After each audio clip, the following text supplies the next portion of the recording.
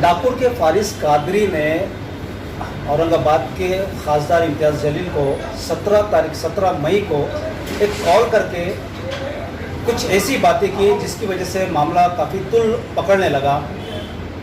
और उसी को देखते हुए आज हम हैं एमआईएम के नागपुर एमआईएम के अध्यक्ष जावेद अख्तर साहब के पास। क्या कहना चाहते हैं जावेद अख्तर साहब, क्योंकि फारिस कादरी कल अटैक किए गए थे पुलिस स्टेशन जयेश भंडारकर यानी कि तहसील पुलिस स्टेशन में उन्हें अटैक भी किया गया था और मामला काफ़ी तूल पकड़ते हुए बढ़ता चला गया और कई एमआईएम के लोग उसके घर भी गए थे और वो मामला क्या था, कैसा था। तो हम बात करेंगे जावेद अख्तर साहब से जो नागपुर एमआईएम के अध्यक्ष है और काफ़ी उनके ऊपर जिम्मेदारी है नागपुर की। क्या कहना चाहते हैं, बात करते हैं। जावेद भाई, आपका TNN में स्वागत है। क्या मामला था? शुक्रिया। क्या मामला था? मामला तो ऐसा था कि ये जो फारिस कादरी नाम का शख्स है, ये पिछले तकरीबन 6 महीने से ये किसी ना किसी को फ़ोन लगा के परेशान करता है। ये खाली इसलिए करता है कि उसकी सोशल मीडिया पे वाहवाही हो जाए और थोड़ा सा उसके अभी बैकग्राउंड में जैसे जैसे आगे हम जा रहे हैं तो हमें अब बहुत सारी चीज़ों का पता चल रहा है। वो मामला ऐसा था कि अभी जो 18 तारीख के दिन रात में शाम में 7 बजे एक वीडियो वायरल हुआ जिसमें खासदार इम्तियाज़ जलील साहब से वो फ़ोन पे बात कर रहा है। और फ़ोन पे बात कर रहा है तो ठीक है, फ़ोन पे बात करने का जो बात होती है, टोनिंग होती है, तो उसमें समझ में आता है कि सीधी सीधी बात हो रही है, अच्छे से बात हो रही है। उसमें उसने चोर कहा, उसके बाद में चोर कहने के बाद में तो हरामखोर कहा। तो मैं आपसे ये पूछना चाहता हूँ कि एक वरिष्ठ नेता जो एक औरंगाबाद का खासदार है, उससे आप ऐसी लैंग्वेज में अगर बात करोगे तो ये मैसेज गलत जा रहा है। इसके बाद में भी हमने कुछ नहीं किया। ये अभी हमारी जो है 3 महीना पहले एक कंप्लेंट हुई थी इसके खिलाफ, जब उसने अकबरुद्दीन अवीसी साहब को उन्होंने कॉल किया था, उसने बात किया था उस टाइम भी। अभी हाल ही में महीना भर पहले, रमज़ान महीने की पहले की बात है, असद साहब से बात किया। बैरिस्टर साहब ने उससे बहुत अच्छे तरीके से बात करे, 20 मिनट तक उसको दिए। बैरिस्टर साहब ने उसे ये कहा कि आप आइए घर पे मेरे हैदराबाद आ जाइए, आपको जो सवाल का जवाब होना मैं आपको अच्छे से देता हूँ। एक बैरिस्टर आदमी जिसके सामने ये फारिस कादरी नाम का शख्स, उनकी पैर की जूती की धूल भी नहीं है आज जो वो चीज़ है, तो वो इंसान उसको दावत दे रहे हैं कि आपको जो भी प्रॉब्लम है आप आ जाइए मेरे घर पे बैठिए, मैं आपको सारी चीज़ों का जवाब देता हूँ। तो वो चीज़ वो नहीं कर रहा है ये।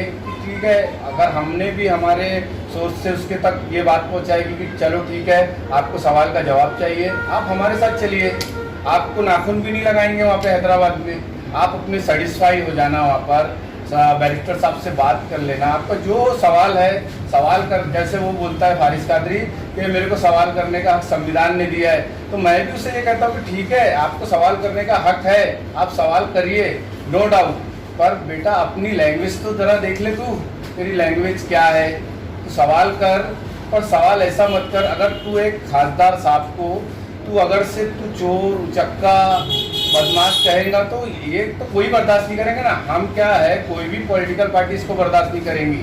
अगर से मैं अगर ये कहूँ कि अगर शिवसेना का बाला साहब ठाकरे जी को अगर कोई कुछ बोल देगा तो आज तो मुंबई शहर जल जाता है।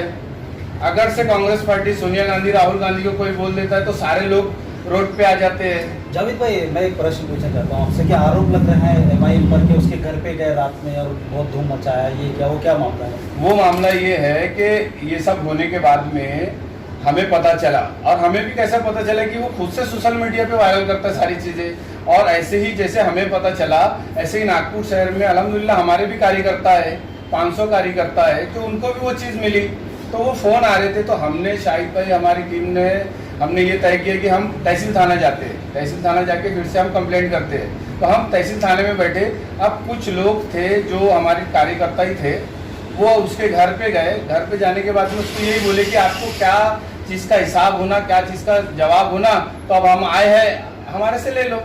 वहाँ पे इतनी चीज़ हुई है। और उसके बाद में फिर हमारी टीम ऑलरेडी थाने में बैठी हुई थी। भंडारकर साहब उस टाइम थे नहीं, उस टाइम PSI साहब थे, उनसे वो सब पता है हमने। क्या FIR दर्ज हुआ उसके?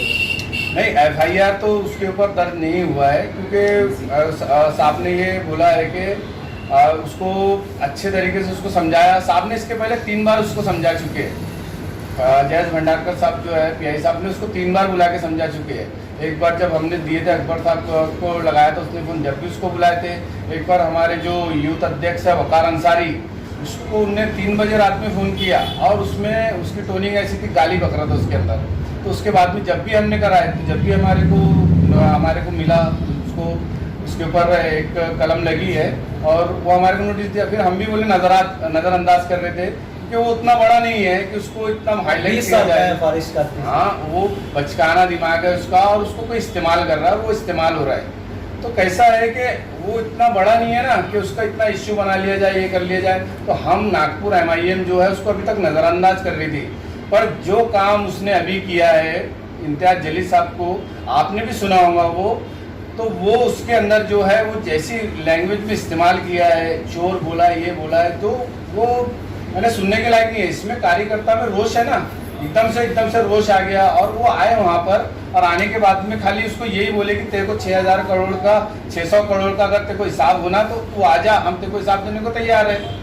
वहाँ पे उसके घर 8 से 10 लोग गए क्योंकि अभी कोविड प्रोटोकॉल है और कोविड प्रोटोकॉल के हिसाब से हम भी ज़्यादा लोग को जमा करना नहीं चाहते क्योंकि हम भी प्रशासन की बहुत इज्जत करते हैं और जो गाइडलाइन है हम गाइडलाइन के हिसाब से चलते हैं। तो हम चाहे तो अभी भी नागपुर शहर के पूरे कार्यकर्ताओं को जमा कर ले, आंदोलन कर ले, पर हम ये नहीं चाहते। अभी कोविड चालू है, वैसे ही लोगों की जान जा रही है। हम लोगों की जान बचाने में बिलीव करते हैं, लोगों को जान गंवाने में बिलीव नहीं करते। तो इसीलिए जो है हम लोग भी ये नहीं चाह रहे कि ये सब मामला जो है अच्छे से सुलझ जाए। तो यही चीज़ हुई है और उसके बाद में कल पीआई साहब ने उसको बिठा के रखा, उसको समझाया गया कि तू आगे से ये सब चीज़ें नहीं कर, पर अगर उसके बाद में भी वो करता है तो ये उसके ऊपर है, उसके लिए तो हम कुछ नहीं कर सकते ना। हम जो भी काम करेंगे कानूनी कार्रवाई के हिसाब से काम करेंगे, हम कानून को हाथ में नहीं लेंगे, हम कानून की इज्जत करते हैं। हमारे बैरिस्टर साहब कानून की इज्जत करते हैं तो हम उनके नक्शे कदम पे चलते हैं। तो हम भी कानून की इज्जत करते हैं, हम कानून को हाथ में नहीं लेंगे, उसका कानून सही जवाब इंशाल्लाह दिया जाएगा जब भी दिया जाएगा।